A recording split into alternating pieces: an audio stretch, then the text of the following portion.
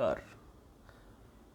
आयुर्वेद से संबंधित जो महत्वपूर्ण शब्दावलियाँ हैं उसकी एक श्रृंखला लेकर के हम आपके सामने उपस्थित हुए हैं, जिसके आज के हिस्से में हम कुछ अन्य महत्वपूर्ण शब्दावलियों को देखेंगे। सबसे पहली शब्दावली है प्रमाथी। अब प्रमाथी का अर्थ क्या है? ऐसे द्रव्य जो अपनी शक्ति से रस रक्तवाही स्रोतों के भीतर संचित दोष को दूर करते हैं, उसे प्रमाथी कहते हैं। यानी रस रक्तवाही स्रोतों के भीतर जो संचित दोष होंगे उनको दूर करने वाले जो द्रव्य होते हैं वो प्रमाथी कहलाते हैं। जैसे काली मिर्च है और बच है। फिर इसके बाद अभिसंधि, जो द्रव्य अपने पराक्रम से रसवाही स्रोतों को अवरुद्ध कर शरीर में गुरुता उत्पन्न करे, उसे अभिसंधि कहते हैं। तो यहाँ पे क्या ध्यान रखना है? रसवाही स्रोतों को अवरुद्ध करके, है ना। और क्या इनका लक्षण है कि शरीर में गुरुता उत्पन्न करेंगे, जैसे दही। फिर योगवाही। योगवाही का मतलब हुआ जो द्रव्य पच्यमानावस्था में, यानी पचने योग्य जो अवस्था है, पच्यमानावस्था में सांसर्गिक गुण को ग्रहण कर लेते हैं, उन्हें योगवाही कहते हैं। जैसे शहद, घी, जल, तेल, पारद और लोहा।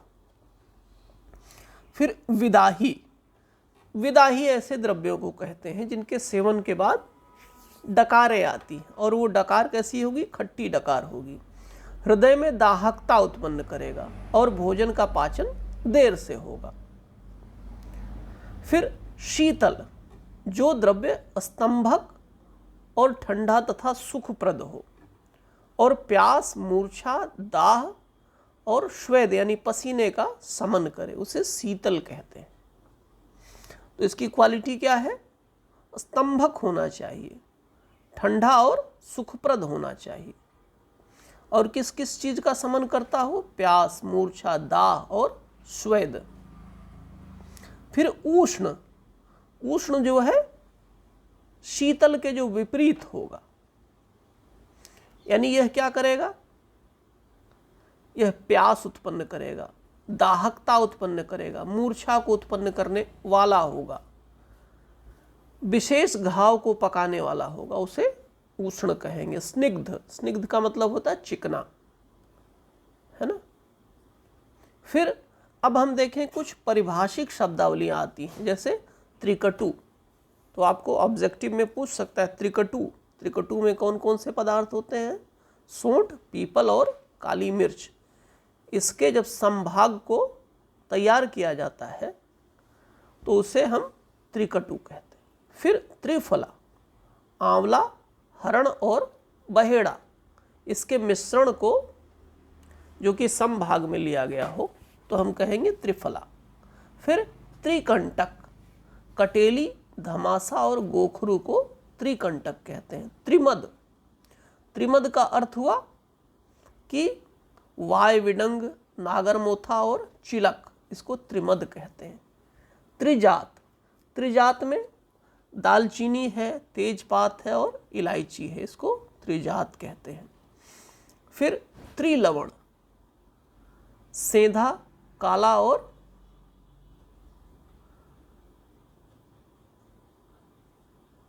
इस प्रकार का जो मिश्रण होगा, जो इस प्रकार का लवण होगा, इसको हम कहेंगे त्रिलवण। फिर क्षारत्रय। यह क्षार, सज्जी खार और सुहागा, इसको क्या कहेंगे? क्षारत्रय। फिर मधुरत्रय। मधुरत्रय घृत, मधु और गुड़, ये तीनों समान मात्रा में मिला दी जाए तो इसको मधुरत्रय कहेंगे। फिर त्रिगंध। गंधक, हरिताल और मैनशिल। फिर चतुर्जात। चतुर्जात में क्या क्या आते हैं? दालचीनी, तेजपात और इलायची, इसके अलावा नागकेसर, इसको चतुर्जात कहेंगे। फिर चतुर्भद्र। एक साथ मिले हुए सोंठ, अतीश, मोथा तथा गिलोय को चतुर्भद्र कहते हैं। चतुर्बीज, एकल मिले हुए मेथी, अजवाइन, काला जीरा और हालों के बीज को चतुर्बीज कहते हैं। फिर चतुरूष्ण, सोंठ, काली मिर्च, पीपल और पीपला मूल को चतुरूष्ण कहते हैं। फिर चतुःसम, हरण, लौंग, सेंधा नमक और अजवाइन के मिश्रण को चतुःसम कहते हैं। फिर बाला चतुष्टय, एकत्र मिले हुए खरेंठी, सहदेई, कंघी और गंगरेन को बला चतुष्टय कहते हैं। फिर पंचवल्कल, आम, बड़, गूलर, पीपल, पाकड़, इन पंचक्षीर बने, ये दूध वाले वृक्ष हैं, इनको हम कहते हैं पंचवल्कल। ठीक, यानी इनकी जो छाल है उसके मिश्रण को कहेंगे। फिर तृण पंचमूल, तृण पंचमूल में क्या आते हैं? कुश, कांस, सरकंडा, फिर डाब और गन्ने, इसके मूल को तृण पंचमूल कहते हैं। फिर अम्ल पंचक, बिजौरा, संतरा, इमली, अम्लवेत और जंबीरी नींबू को अम्ल पंचक कहते हैं। लघु पंचमूल, सालीपर्णी, फिर पृष्टिनपर्णी, छोटी कटेली, बड़ी कटेली और गोखरू, इसको मिला करके क्या बनता है? लघु पंचमूल। फिर बृहद पंचमूल, अरड़ी, स्योनाक, फिर पाड़ की छाल, बेल और गंभारी, इतने मिला करके बनते हैं बृहद पंचमूल। फिर पंचपल्लव, पंचपल्लव में कौन कौन से आएंगे? आम, कैथ, बिजौरा, बेल और जामुन, इनको हम कहते हैं पंचपल्लव। फिर मित्र पंचक, मित्र पंचक में गुड़, घी, घुंघची, सुहागा और गुग्गल, इसको हम कहेंगे मित्र पंचक। फिर पंचकोल, पंचकोल में क्या आएंगे? पीपल, पीपला मूल, चव्य, चित्रक और नागर, इसको कहेंगे पंचकोल। पंचगव्य, देखिए महत्वपूर्ण ये हो सकता है, पंचगव्य का कौन कौन सा पदार्थ इसमें आएगा, पूछा जा सकता है, या ऐसे पूछ सकता है निम्न में से कौन सा पंचगव्य में शामिल नहीं है? तो उसमें क्या होगा? दूध, दही, घृत, गोबर और मूत्र, है ना, और इसमें गाय का। तो इस तरीके से हम इसको जो है क्या कहते हैं? पंचगव्य। फिर पंचलवण, पंचलवण में ये 5 प्रकार के लवण हैं जिनको हम कहते हैं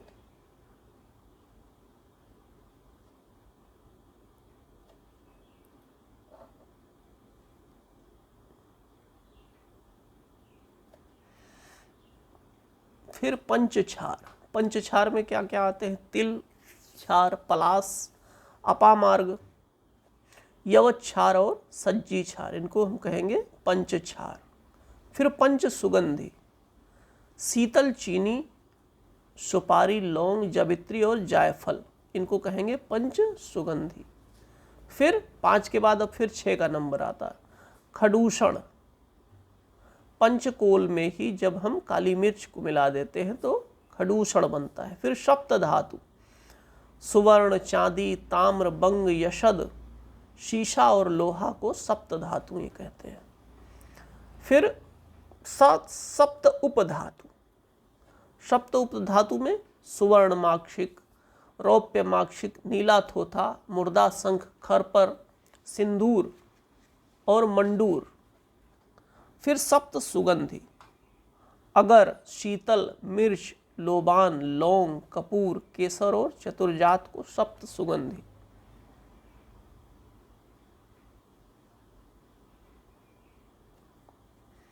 फिर इसके बाद अष्टवर्ग, अष्टवर्ग में आता है मेदा, महामेदा, काकोली, क्षीर काकोली, जीवक, ऋषभक, वृद्धि और वृद्धि, इसको अष्टवर्ग कहते हैं। फिर मूत्राष्टक,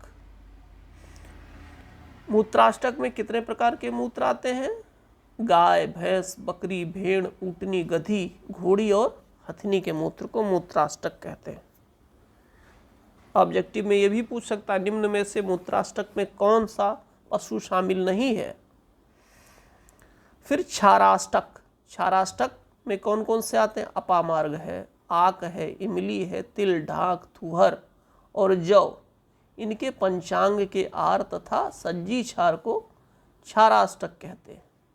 फिर नवरत्न, नवरत्न में है हीरा, मोती, पन्ना, प्रवाल, लहसुनिया, गोमेद, माणिक्य, नीलम और पुखराज। ये नवरत्न हो गए। नव उपविश, ठहर, आक, कलिहारी, चिरभिटी, जमाल गोटा, कनेर, धतूर और अफीम, ये 9 उपविश हैं। 10 मूल, लघु पंचमूल और बृहद पंचमूल को मिला देने से 10 मूल बनता है। आपने देखा होगा कई सारी दवाएं आती 10 मूलारिष्ट, है ना। फिर कज्जली, पारद को यशद के साथ, है ना, अथवा प्रथम पारद में सुवर्णादि धातुओं का सूक्ष्म चूर्ण या बरक मिलाकर पीछे गंधक के साथ खरल में पीसने से जो काजल जैसा पदार्थ बनता उसे कज्जली कहते हैं। फिर रस पंक, उपरोक्त विधि से सनी हुई कज्जली में द्रव पदार्थ मिलाकर घोटा जाए तो उसे रसपंक कहते हैं। फिर पातन पिष्टि, 1 भाग शुद्ध पारद को 1/4 भाग सुवर्ण पत्रों के साथ पेटने पर जो कज्जली तैयार हो उसे पातन पिष्टि कहते हैं। वरलोह, तीक्ष्ण लौह तथा ताम्र को अनेक बार एक साथ पिघलाएं, फिर धक के चूर्ण के साथ लकुच के रस में मिलाकर उसमें बुझाएं। इस लौह को वरलोह कहते हैं। निर्वापण,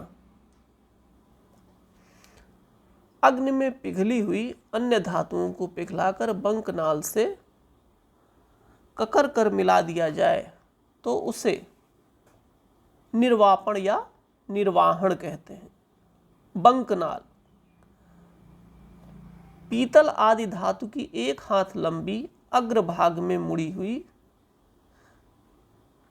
स्थूल छिद्र वाली, अग्रभाग में सूक्ष्म छिद्र वाली जो नली बनाई जाती है उसको बंकनाल कहते हैं। जैसे देखें, कभी आपने देखा हो कि बगुले की गर्दन जिस तरह से होती है, तो बगुले की गर्दन आगे बिल्कुल बीच में बिल्कुल पतली होती है और वह पाइप आगे जा करके निकलती है। तो इसमें क्या किया जाता है कि एक पीतल की 1 हाथ लंबी ऐसी आकृति का निर्माण किया जाता है, तो यही बंकनाल है। फिर रेखापूर्ण भस्म, जिस धातु की भस्म तर्जनी और अंगूठे के बीच रगड़ने पर अंगूठे और तर्जनी की रेखाओं में प्रवेश करती है उसे रेखापूर्ण भस्म कहते हैं। फिर अपुनर्भव भस्म, किसी धातु की भस्म को गुड़, घुंघची का चूर्ण, सुहागा, शहद और इनके साथ मिलाकर मूषा में रखकर अग्नि में फूंकने से भस्म से धातु पृथक ना हो तो उस भस्म को अपुनर्भव यानी अपुनर्भव यानी जो फिर से पैदा ना हो, पुनर्भव जिसको कहते हैं। पुनर्भव माने फिर से होना, तो उसी से बना हुआ शब्द है अपुनर्भव। फिर वारितर भस्म, धातु की जो भस्म जल में तैर सकती उसे वारी का आप सब शाब्दिक अर्थ जानते हैं, पानी होता है। तो वारितर यानी वारी माने पानी में तैरने वाली जो भस्म है। इस प्रकार जो महत्वपूर्ण शब्दावलियों की एक आज की श्रृंखला थी उसको हम यहीं पर विराम देते हैं। आप इसे बार बार देखेंगे और जब आप बार बार देखेंगे तो धीरे धीरे वो बात आपके दिमाग में अंकित हो जाएगी और परीक्षा में आप बेहतर प्रदर्शन कर सकेंगे। हमारे टेलीग्राम चैनल की लिंक डिस्क्रिप्शन बॉक्स में दी गई है और अपनी तैयारी को बेहतर करने के लिए टेलीग्राम पर हमारे साथ जुड़ें ताकि हर चीज़ की अपडेट आपको वहाँ सबसे पहले मिल सके। धन्यवाद।